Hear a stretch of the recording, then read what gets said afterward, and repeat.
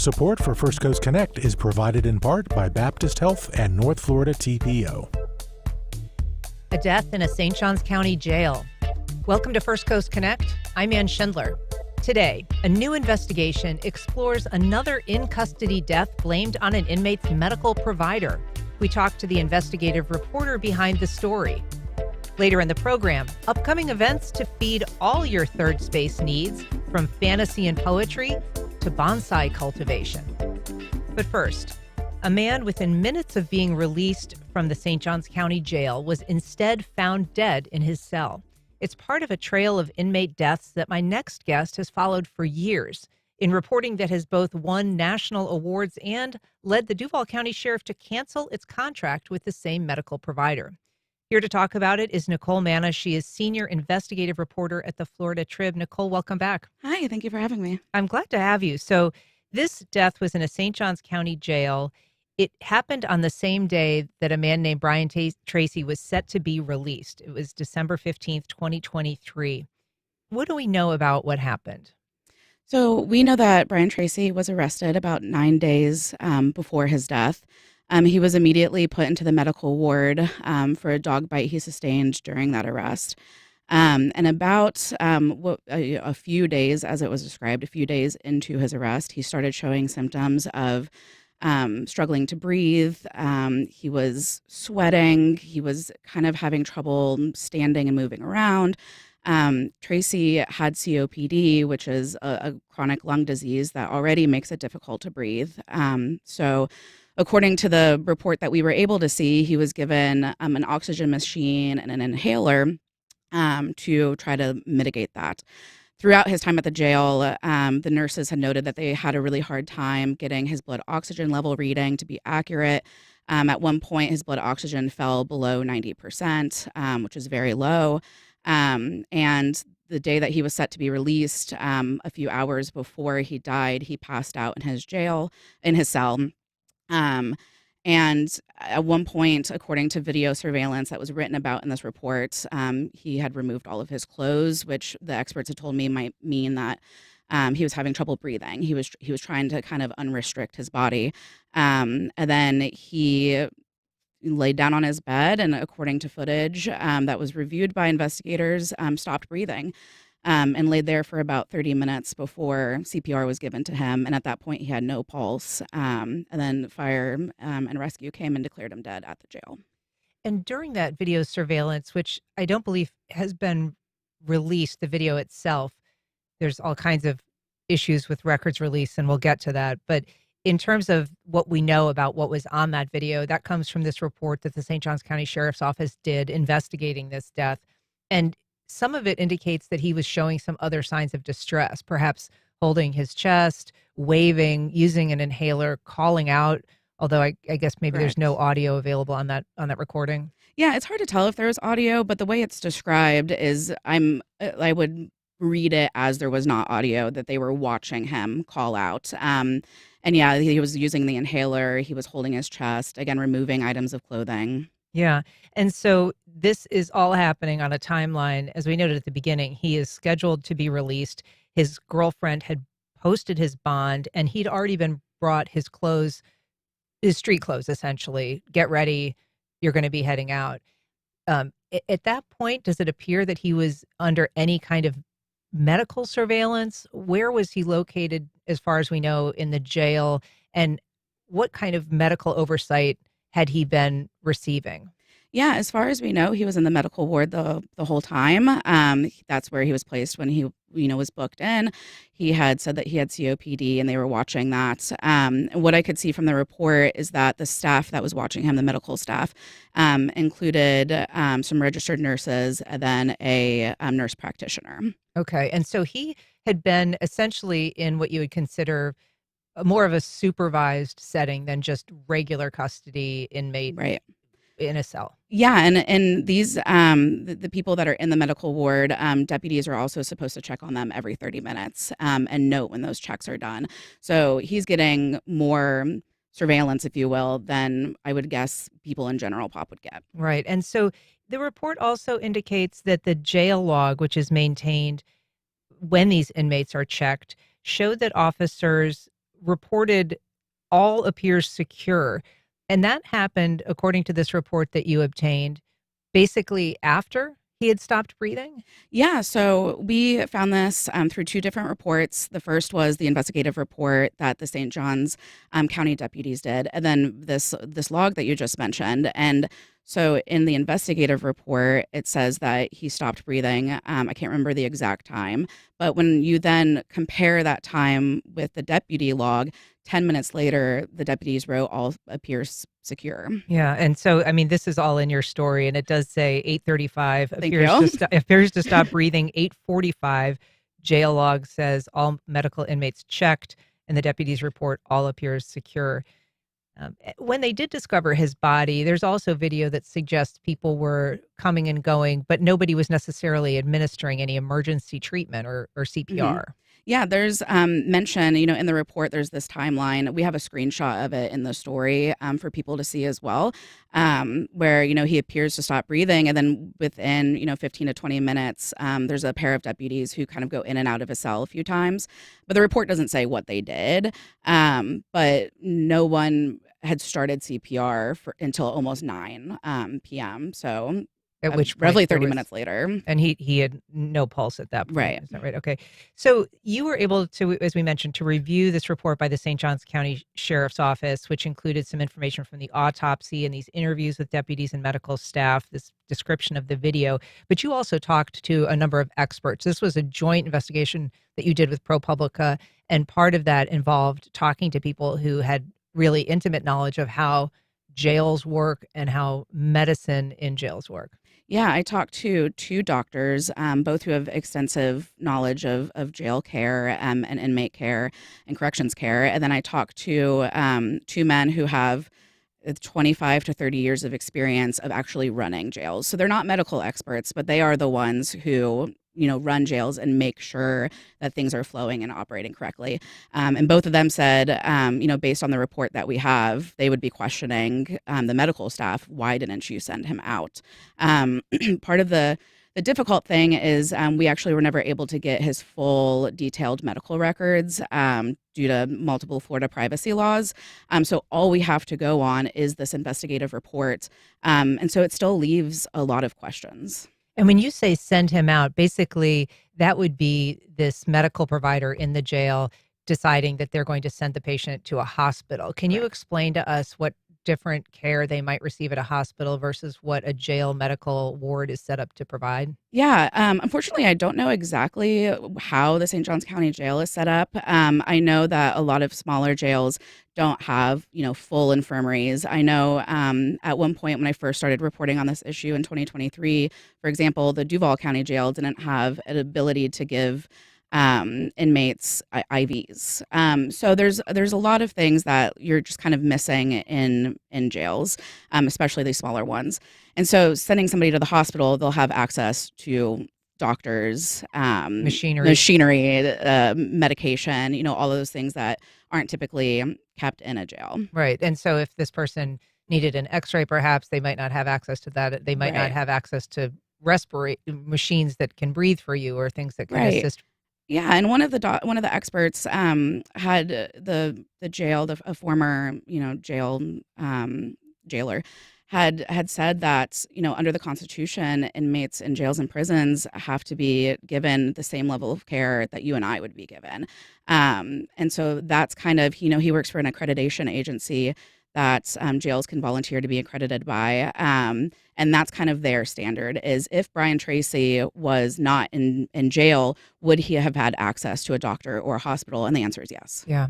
If you're just joining us, we're talking to senior investigative reporter Nichole Manna about her new investigation into whether the death of a man in the St. Johns County Jail was caused by medical neglect. You can join the conversation on air by calling 904-549-2937, or you can go to firstcoastconnect.org to find all the ways you can connect with us. So, Nichole, this is a provider that you have covered before, and I wonder if you can remind us a little bit about the reporting history. We should be clear as we're talking about this company, it has itself gone through a number of name change iterations and divided itself into a number of limited liability companies during that time. And so we I am going to be loosely referring to them as Armor Health because these are all affiliates of something called Armor Health, but they are somewhat independent companies. And we can get more into that and why that might be. But in terms of the reporting history, you started looking into medical care after the death of a heart patient in the Duval County Jail that was also at the time being serviced by Armor Health. Can you tell us a little bit about Dexter Berry and what happened to him? Yeah, so Dexter Berry was arrested in November of 2022, and as you said, he was a heart transplant recipient. With that, organ transplant recipients have to take anti-rejection meds that sustains the organs in their body, that allows their body to not reject the organ. He was arrested after getting into a verbal kind of argument with a neighbor of his over their Wi-Fi bill. And we have video of him in the patrol car saying, "I need this medication. I have to take it at this certain time, or I'm going to die." They take him to the jail. He says it to medical staff, according to the records we were able to receive. He goes to his first appearance, still has not gotten his medication, tells the judge he needs this medication, goes back to the jail, is released within, I believe it was 2 or 3 days, and then actually died in his living room of cardiac arrest due to his heart rejecting, because he was not able to get that medication. And what Armor told us at the time was that they don't keep anti-rejection medication in their facilities because it's such a rarity that it would be needed. So when they ordered it, it would have taken a few days to get there. And so he had been released by the time they were able to get the medication. And he needed that medication in the time that they were waiting for that, and he just simply wasn't treated. Correct. Yeah. Okay. And so you started looking into that case, and because of that, you also started looking into how the Duval County Jail was basically doing under the auspices of this healthcare contractor. They privatized their healthcare, and I don't know, maybe that was in 2010 that they 2017. Okay, 2017 that they privatized, and you found that the death rate in the jail tripled. Yeah, after they decided to privatize. Yep, the company at that time was called Armor Correctional Health Services, and from 2017 to, I believe the data that we got was until 2022, just looking at the number of deaths that had happened, tripled. And of course we, looked at 2020 and COVID, but didn't really find that increased it so much that skewed the reporting. That wasn't a contributor as much perhaps as just the fact of privatization. And so what does privatized healthcare translate into that could be problematic? What is it about the structure that has maybe led to this kind of increase in patient outcomes? Yeah, so the experts that I've talked to have all pointed to the fact that these companies are for profit. So at the end of the day, they're still trying to make a profit, make money.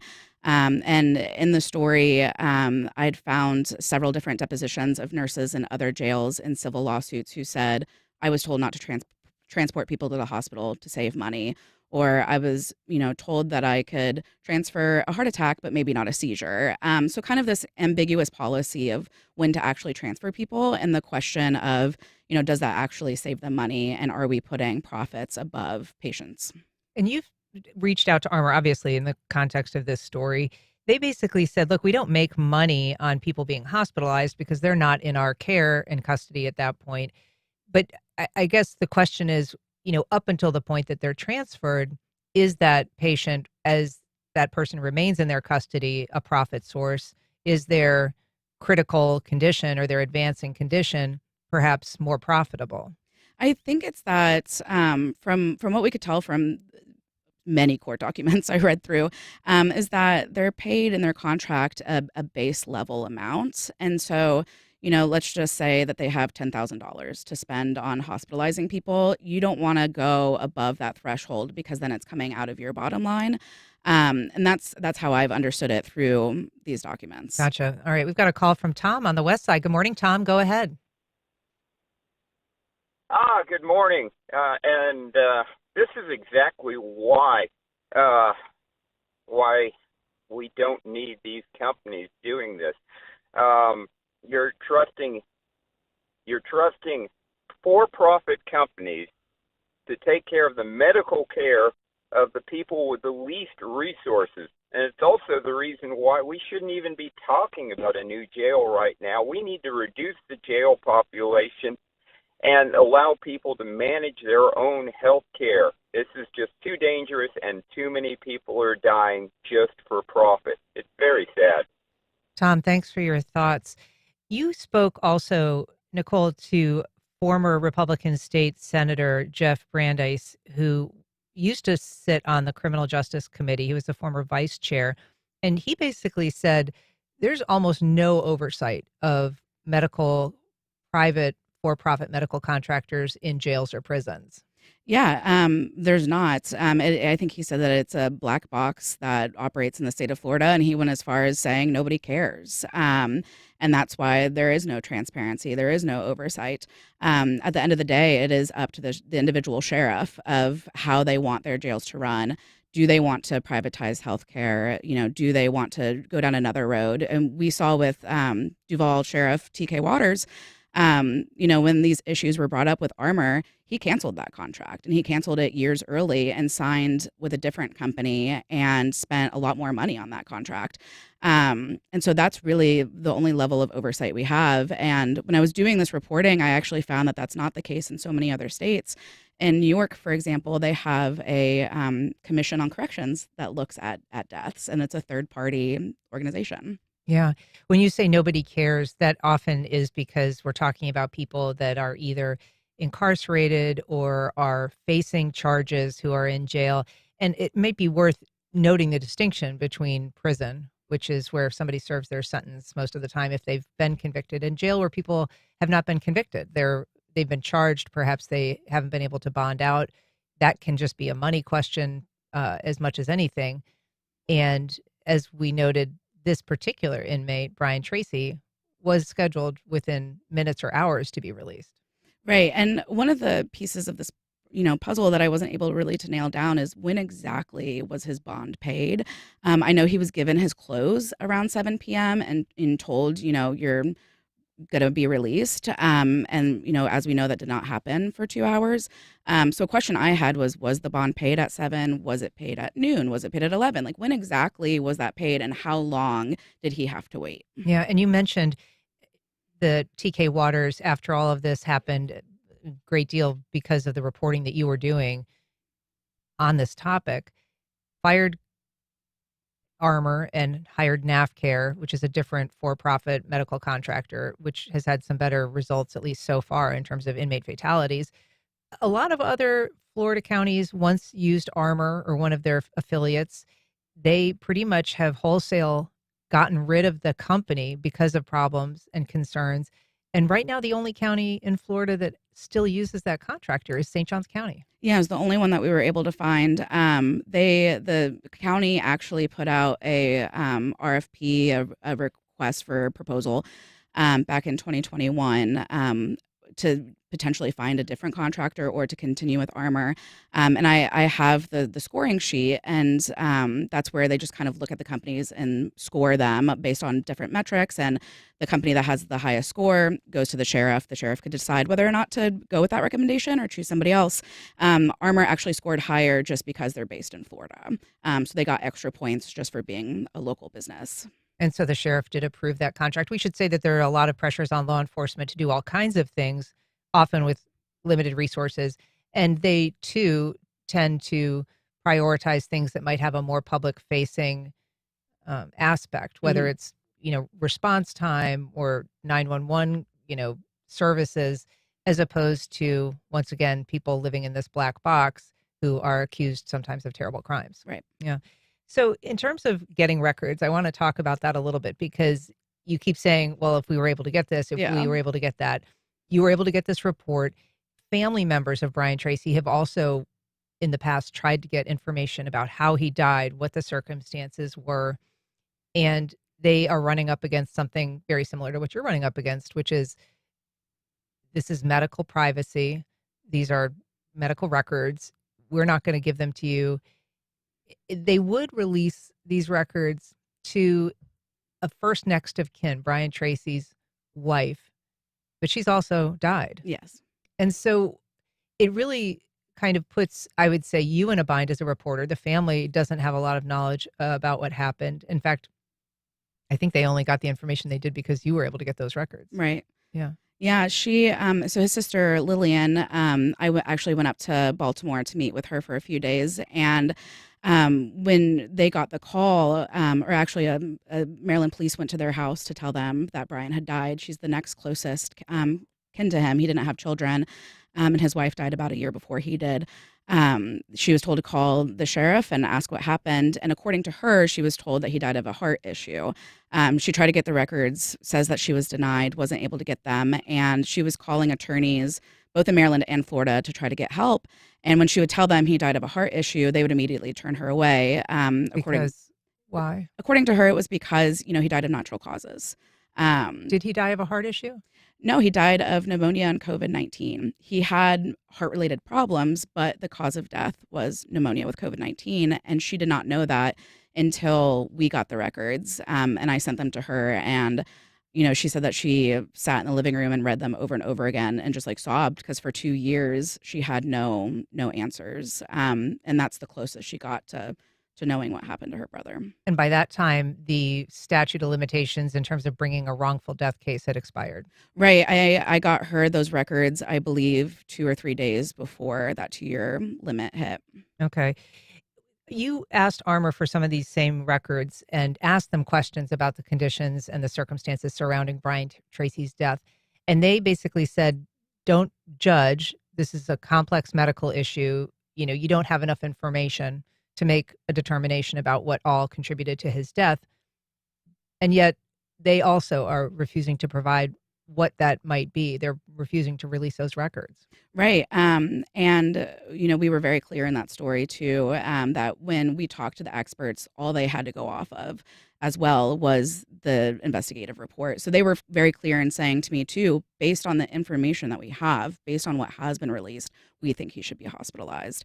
And of course, I would love to get those medical records for his sister to give her that closure, but I just don't see that happening. And do we know what happens to next of kin status if the next of kin, presumably she would be that person at this point that could request those records. Do you know if she's considering making that attempt? Yeah, I think she would have to, if I'm understanding correctly, go to probate court in Florida and get that official designation. I've told her that. I don't think that it's that I should advise her of what to do, but I have told her that's an option. I don't know if that's something that she's going to do, but I told her, if you do end up doing that and, you do get the records, please let me know. Yeah. So in terms of the corporate leadership of Armor, we mentioned that they have divided somewhat over time. And interestingly, some of the corporate ownership changes came after a case in Wisconsin where the company was actually charged with a felony. And this was a case that went before a jury.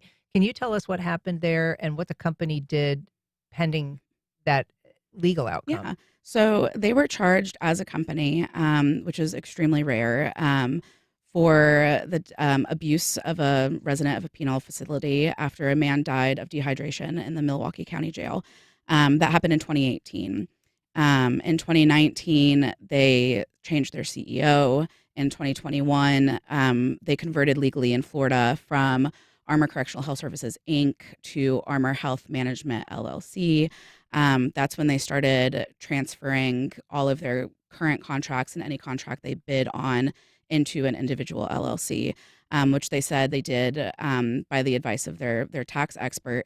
By the time a jury convicted them of all of the charges, it was 2022, and Armor Correctional Health Services was no longer a company. So they basically made that entity null. It doesn't exist anymore. Did that impact the liability in the case? They're found guilty. They sort of dissolve that company and create all these LLCs. So who's left holding the bag? When we asked them about that, they said, well, Armor Health has never been convicted of anything. The contract in St. Johns County is technically under Armor Health of St. Johns County, LLC. They've never been convicted.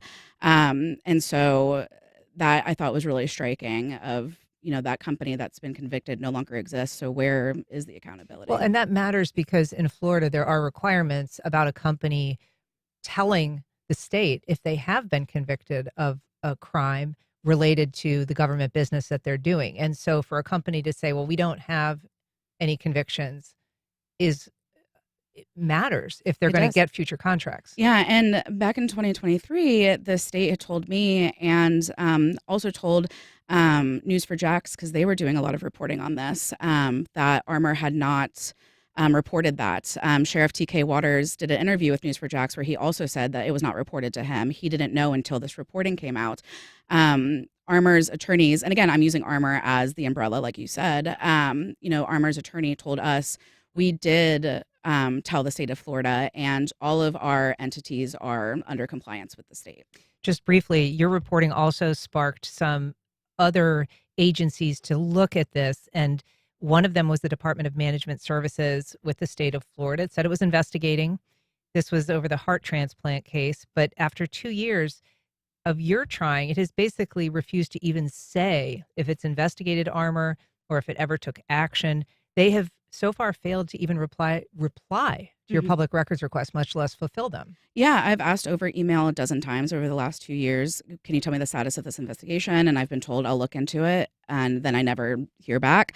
I've filed record requests and kept asking what's the ETA, what's the status. I was given an update in October saying they're in legal review. And that was 6 months ago, and I still don't have records. I actually drove to Tallahassee to go to the office and try to talk to somebody in person, and was just told, call the public information officer, and that's the same person who has stopped responding to my emails. You reached out to the governor, also declined to comment about the Department of Management Services investigation. The Attorney General also declined to comment, and you have asked the Department of Justice because a state representative, Angie Nixon, had called for an investigation, sent them a letter, and I guess they haven't also responded. Yeah, they acknowledged receipt of it, but I've asked them, for an update and have not heard back. Angie Nixon told me that she also hasn't heard any type of update on that. Well, it's important reporting, and Nichole Manna, you're the only person doing it, so thank you for doing this. We really appreciate you coming on today to tell us more. Of course, thank you for having me. All right. Up next, the secrets of the bonsai. We talk to an expert about the art of the miniature manicure.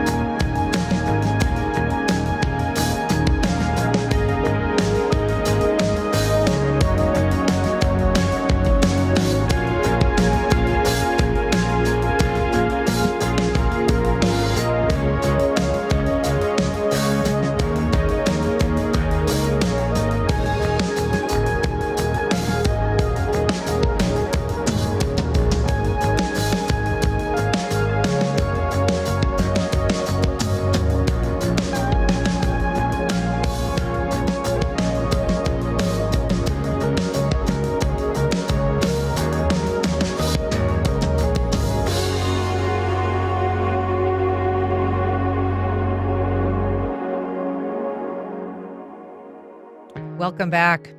Well, a garden tour this weekend offers a peek at some of the most painstakingly tended plots in the city. Here to tell us about Riverside Avondale Preservation's 6th annual garden tour, we're joined by Stephanie Means. She is the coordinator for the Florida Friendly Landscaping Program at the University of Florida's IFAS Duval County Extension Office. Stephanie, good morning. Good morning. We're also joined by Mike Groeschel. He's a bonsai expert and owner of Skydog Family Bonsai. Hi, Mike. Hey there. Thanks for having me. Thank you for being here. And Mike, we're going to get to the plants, but I think first we have to start with the rock and roll history. We mentioned your business is called Skydog. It's in honor of your grandfather, who happens to be guitarist Duane Allman of the Allman Brothers Band. Yes, ma'am. So yeah, Duane Allman is his nickname is Skydog.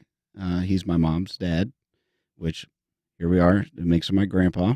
Back in the 60s, it was kind of a frowned upon thing to get pregnant. They were high school sweethearts, my grandma and Duane.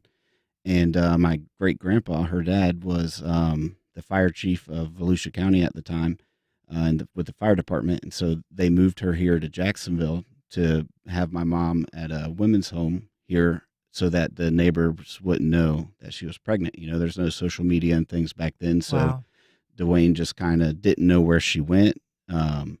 So she was up here. She had my mom and put her up for adoption, and then went back to Daytona Beach like, nothing happened. And so when she told Dwayne that all this had went down, when he turned 18, they actually tried to come back to get her, but they were denied because my adopted grandparents were already going through the process to get her. And so here we are. And they wound up getting married. They were married from like 1967, I think, to 1970. Wow. So yeah, that's kind of how we got here in Jacksonville, which is coincidentally where the Allman Brothers founded, where they signed the paperwork, like, hey, we're going to be a band together. So yeah, it all kind of. And Riverside plays a role in that. The 2844 Riverside Avenue is known as the Gray House. That's the place where the band kind of formed and initially practiced, I guess. That's become there's a historical marker there. People live there. So they ask people if they're making a pilgrimage to be respectful, but it really is a part of the local history. It is. And yours as well. Yep. Yeah. So when we were looking for a name, everybody's always like, hey, we know he's got this grandson out there. Can he play guitar? Can he do this? Can he sing? Is he like his uncle? And I'm like, no, I can't sing. I can play a little bit of guitar. But when I started doing these plants, I needed a business name. And so we're the family doing bonsai, and Skydog is his nickname. So it was our kind of way to tie it all in to showcase our side of the family that a lot of people have always asked for. Yeah. So I want to get to the work that you do as a bonsai artist. But Stephanie, I want to begin asking you, as we mentioned, you run this UF Master Gardener program. Part of the work that you do is educating homeowners on how to, manage the green stuff that they've got. We were talking on this program this week about the drought situation. And so this weekend's garden tour, people come with a lot of questions. They're looking at beautiful gardens. They're sometimes hoping to make their own land look similar. What kind of advice are you offering people these days when we're experiencing a drought for keeping plants healthy, making sure that they're watering them adequately, but also observing some very strict watering restrictions that are in place right now? Yes, we do have strict watering restrictions. We're restricted just 1 day per week for our in-ground irrigation systems that water our turf grass, but we can always hand water things. There's no restriction on that. So if there are individual plants that need a little bit more water, it's okay to go ahead and hand water those individually. That's permissible under the rules. Yeah, it is. And also if you're establishing new plants, you definitely need to water those. You can't just pop them in the ground and forget about them. But I think one thing that people forget or fail to realize is that an established shrub, our average hedge shrubs, our podocarpuses, our hollies, things like that, they don't need supplemental water once they're established. So after that first 6-month period, we really can reduce our water on those plants, and they'll be just fine throughout the full summer, throughout a drought. So Mike, we mentioned that you are a bonsai artist. I only just yesterday learned, I thought a bonsai was a tree. I didn't realize it was kind of a means of tending and cultivating any kind of plant. But you've brought some bonsai trees with you. I don't know. Correct. Are they those? So these what kind of tree they are? It's a juniper. Juniper. It's a Procumbens nana. So this is what Mr. Miyagi was doing in The Karate Kid. And it's one of the most common styles of, this is what everyone always says, I thought this was a bonsai. How did you get into this? Like I was telling her outside, my grandparents gave me a jade tree, and it got long, would break off. We'd shove it back in the dirt, and it would keep growing. And I was like, there's got to be a better way to prune, because I've seen some really cool jades. And so I started watching some YouTube videos on how to trim a jade. And so in doing that, YouTube started feeding me more and more bonsai videos. And then I discovered that any tree or shrub could become a bonsai, that a bonsai isn't a specific plant, it's the art form, right? So you keep the plant alive horticulturally, right? But then the artwork is kind of, there's guidelines, but everyone can kind of create their own vision within the tree. So it appeals to, I think, more people once you learn that, because you can turn anything that, even if you're rechanging your landscape, instead of throwing it away, you could pull it up. And that's actually perfect bonsai material. It's called Yamadori in Japan, where they collect in nature different trees, because they'll have thicker trunks and things. So you dig it up, you cut the roots back, and then you get it to a main trunk form, and then it'll re-sprout back out. How once you get it in the interesting. pot. And so you now have over 500 of these? Yep, 500 to 800 depending on the time. Wow. I would imagine it requires a great deal of patience. So you also offer classes in it. You're going to be part of this garden tour. What expectations, what kind of questions do you get from people? So one of the big ones is water. They ask me, how much should I water? Should I do a cup, 2 cups? And it isn't about how much water. People hear the phrase overwatering. They think they're putting, just like 2 gallons of water is overwatering, but it's more so the frequency about how often you water. Mm-hmm. You want to wait till it starts to dry out. You don't want to keep the soil wet. They need air. They need water, right? And that's what most people don't realize. People love their plants, so they tend to overwater. So is this a guided tour, Stephanie? Is this something that people are going to be walked through? How do they approach this tour? I mean, they're really going to be seeing behind the garden gate of a lot of really, elegant homes they wouldn't ordinarily have access to. Yes, absolutely. It's a great opportunity to get in those backyards that you can just imagine are back there, probably really beautiful. But it is a self-guided tour. I do believe there is a piece where you can get an extra ticket and do a bike guided tour, but generally speaking, it's a self-guided tour through 6 homes, and then the Buckland House, which is the RAP headquarters, is part of the tour as well. We will have master gardeners available at each of the stops on the tour.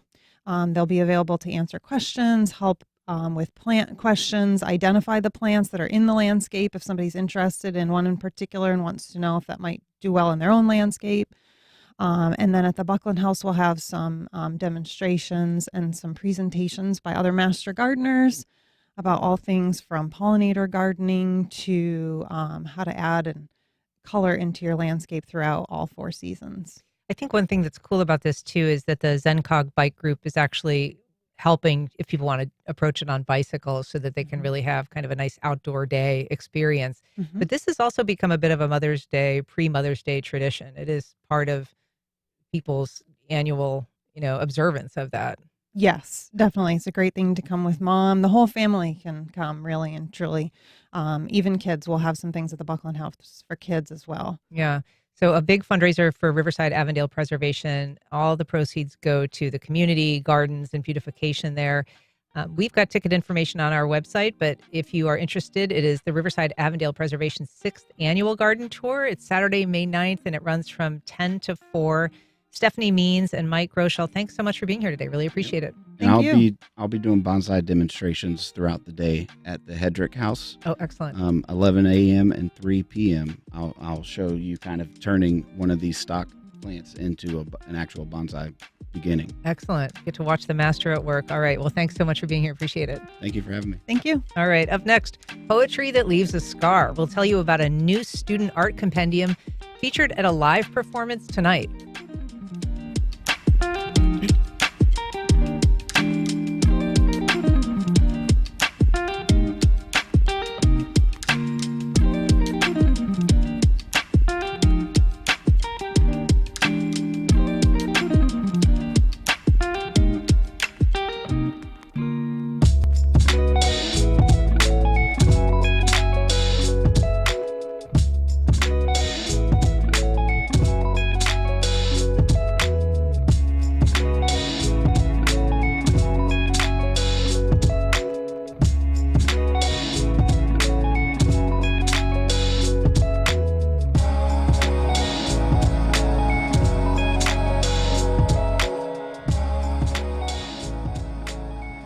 Welcome back.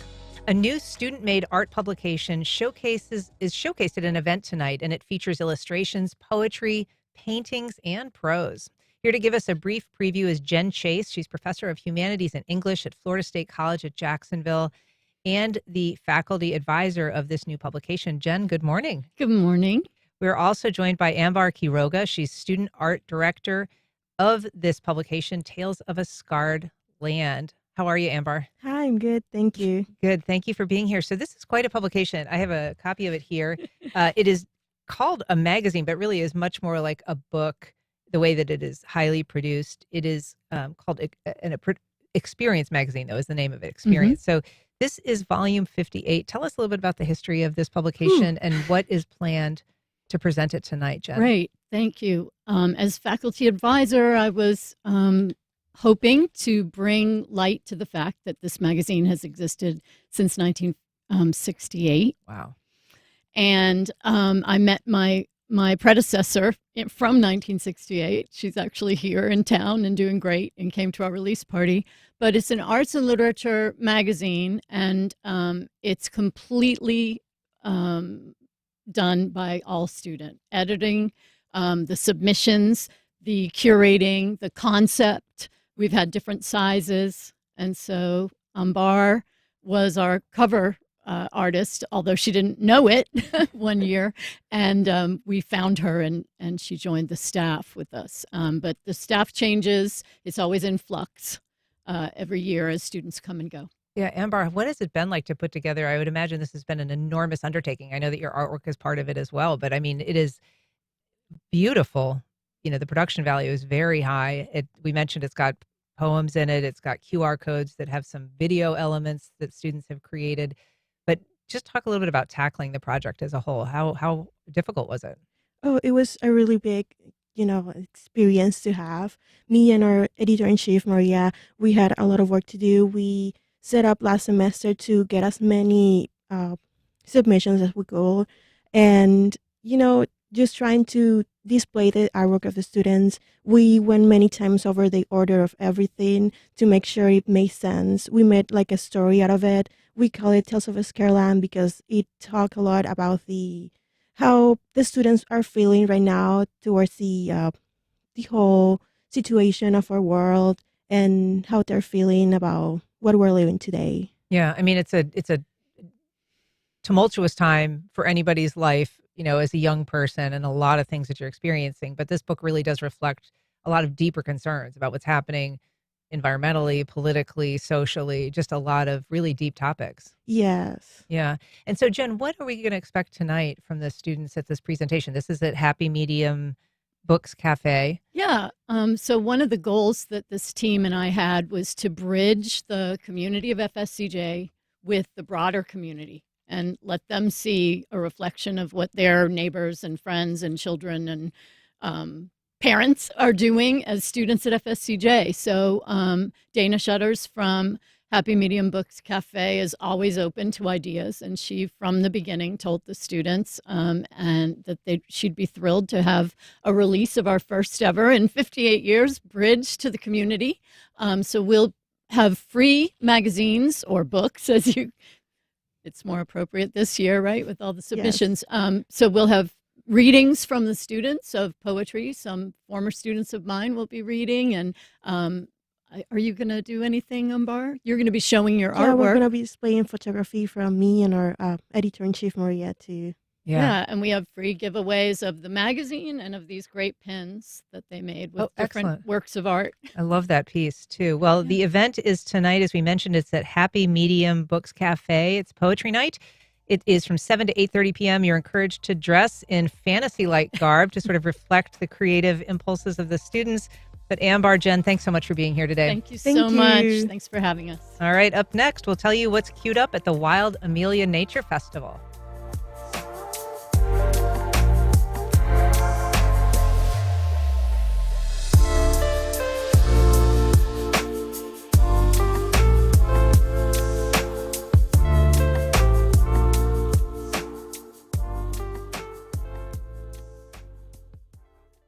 Terrell Hogan Law. I'm Wayne Hogan. Highway, hospital, home, work. Where injuries happen can make a difference in the law and the outcome. More at TerrellHoganLaw.com. Congaree and Pen, dedicated to agriculture and culinary endeavors, offering field-to-fork dining and outdoor experiences on over 300 acres. Sip, dine, explore. Information at congareeandpen.com. Film at WJCT presents the award-winning independent drama The Paper Bag Plan. When a devoted father receives a life-altering diagnosis, he is forced to prepare his son who has a disability for an independent future. His simple yet powerful plan, teaching him the skills to land his first job bagging groceries. Inspired by real-life experiences, it has touched audiences and earned numerous festival awards. May 6th at WJCT Studios. Doors open at 6:30 p.m. Film starts at 7 p.m. Tickets at wjct.org/film. On the next Fresh Air, the new tech right and its alliance with the Trump administration. We talk with George Packer about his Atlantic article focusing on how tech venture capitalists who are heavily invested in AI and cryptocurrency are influencing Trump's policies related to their own investments. Trump has made billions on crypto. Join us. Today at noon on WJCT News 89.9. Around the country, state legislatures often tell local governments, no, you can't do that, or you must do this. State preemption is happening in immigration, police and public safety, minimum wage rules, and civil rights, and partisan debate over it is getting more heated. Why it's happening and finding a solution to the infighting. Next time on 1A. Today starting at 10 on WJCT News 89.9.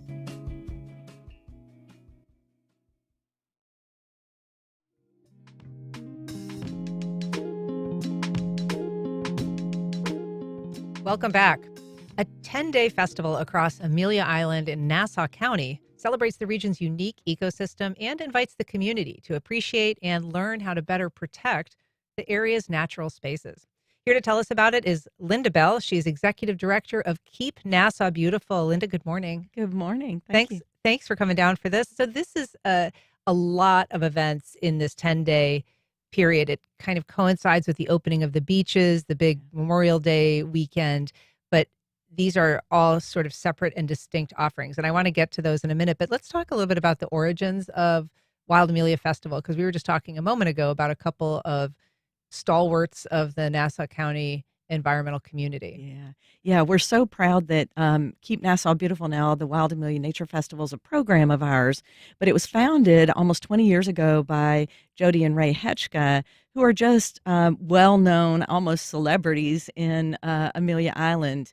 Ray is part of a band, Hupp and Ray. He comes and supports the event. And Jody's still on our board, works on our board, and is very involved in the Nature Festival and other programs we do to sustain the Wild Amelia environmental focus. Yeah. And so when you are presenting this festival, how do you plan for what kind of events, who's going to participate? Because there are things that people can do, hands-on events, a lot of fun things, especially for kids, but then there's vendors, presenters, all kinds of elements, and live music. Yeah, we're real proud of it. We start planning about September up until the festival. We have a small team that works on that. And what we want to do is make sure that there are events that people can participate in, educational events, outdoor experiences, kid-friendly activities, family-friendly activities, and we focus on environmental organizations. So when people come to the festival on Saturday, it's an educational event. When you go rent a Pedigo electric bike, as an example, they're going to talk differently during the Nature Festival week as you're going on an excursion with them. They'll start weaving in elements of the natural environment into that tour. And so that's what we ask the people that we promote to do for us. And some of it is in the guise of just straight up competition. There's the sand sculpture event, which draws people who sometimes may not even think of themselves as necessarily environmentally minded, but they find themselves out there in the beautiful sand and surf and vying for bragging rights in what has become a pretty intense competition. Well, this is a first.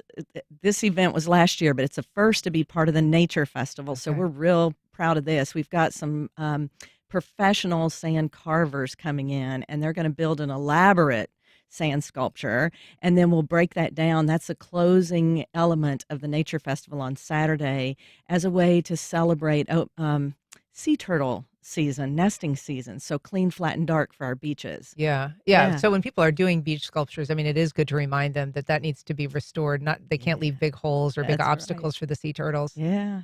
But those things can be amazing. And so do you have any sense as to what they're going to be what their creation is going to look like? It's on our website. So if you go to the webpage, keepnassaubeautiful.org, and look for the festival, there's a drawing, a rendering of their sculpture. Excellent. There's also fossil hunts. There are, as we mentioned, guided tours. There are cruises along the Amelia River. So there really are so many things to do. How do people kind of schedule out? Do you encourage people to plan for like a week of events? Should they be picking a day and just prioritizing what they want to do? Yeah. We'll find people come for the week. So people are vacationing for the week, and this event gives them a lot of different options. And then we have other people that just come for one of the weekends.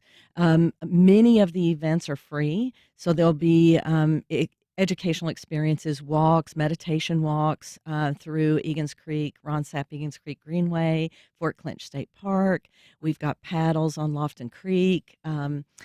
Just great things for people to do. And I think just going to our website, looking at the calendar of events and picking out the ones that resonate with you and your family. Yeah, well, it is an amazing array of all kinds of things. In terms of getting, we talked about how this is, I guess, in its 17th year, this event? 17th year. Yeah, and so you also have been with the group a number of years. How do you see perceptions of the environment or the challenges that it faces, particularly in that area of Nassau County, changing? What we see is people caring more about protecting and preserving what we have, what's unique there. There's something unique about a barrier island, and people wanting information about that. What are the right plants to have in my yard? What are the right, how do I engage more with the natural environment? People talk about good mental health, getting out and walking. We just see a lot more of that. And part of what we do is Keep Nassau Beautiful is encourage people to reduce their footprint. So reducing single-use plastic, we have a lot of education about that.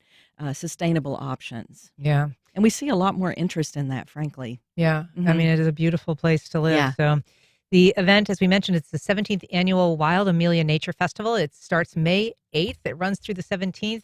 Lots of events planned. We've got a link on our website with more details. Linda Bell, thanks so much for being here. Thank you so much. All right. And thank you for listening to the program. First Coast Connect is produced by Stacey Bennett. Our associate producer is Isabella Casapow. Our show is directed by Brady Coram, and our theme music is performed by Club de Belugas. Join us tomorrow when we talk to the authors of a new book examining the real factors driving up costs in Jacksonville's rental housing market.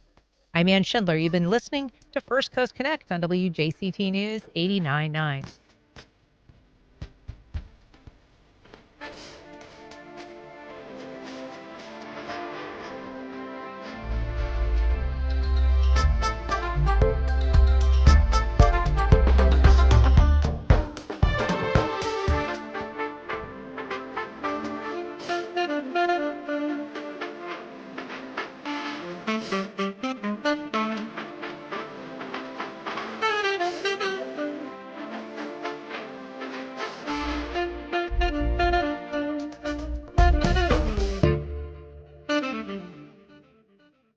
Support for First Coast Connect is provided by Baptist Health and the North Florida TPO. Baptist Health is a proud supporter of First Coast Connect. Baptist Health, committed to building a healthier community for all of us. More info at 202-4YOU or baptistjacks.com. The North Florida TPO is dedicated to transportation planning, funding, clean fuels, and new technologies for a vibrant, resilient, and connected region. More information available at northfloridatpo.com. Wolfson Children's Hospital. It's here where hope starts, breakthroughs happen, and lives are changed every day. Wolfson Children's. For any child that needs care, we are always here. Visit wolfsonchildrens.com. This is WJCT News.